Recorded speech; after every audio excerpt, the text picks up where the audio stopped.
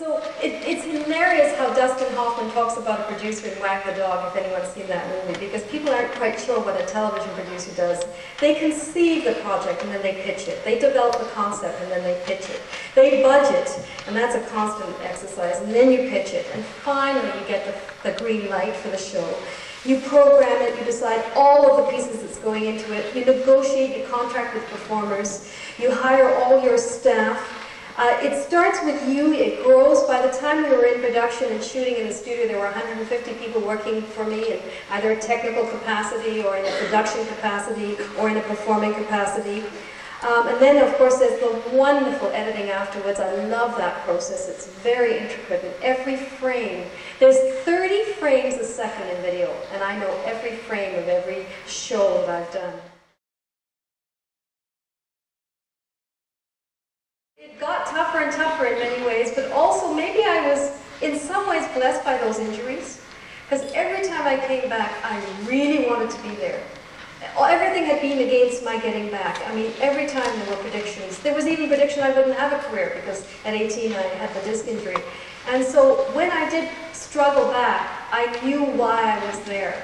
Now, you don't have to injure yourself to do that. God help you. God help you. But I think music also, I have to tell you that music was the great source of inspiration in my life. And when I was on that stage and in the classes, I was saying to all of you, in the classes that we've been taking, if you can open those ears and let the music in. Because if you let the music in, it will freshly inspire you.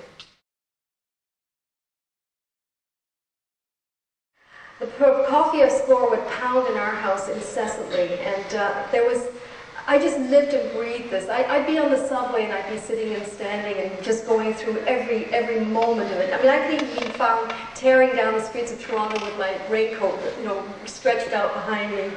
And Prokofiev was in my mind, playing in our house all the time. And there was this one night when it was on, when my sister, Gillian, just happened to walk by at the very moment when Juliet jumps on the nurse's back. Well, up I went, and she threw her arms up in horror, not quite knowing what had happened. Threw me to the ground, and I sprained both of my wrists, so I had to take a little more time off.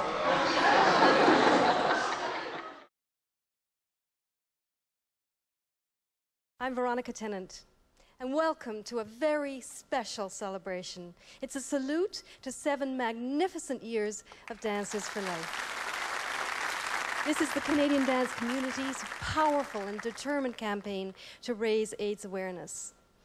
We're all here tonight because we love life, and too many of us have been touched by AIDS. Those living with HIV need our support, and this is an effort that involves us all. Dancers learn young to live their lives in the moment. They live and they dance on the edge. Dancers are givers. And tonight, Canada's finest artists present highlights from Dancers for Life. We want to dedicate this evening to all who have loved and lost. We want to dedicate it to joy and to triumph. Thank you.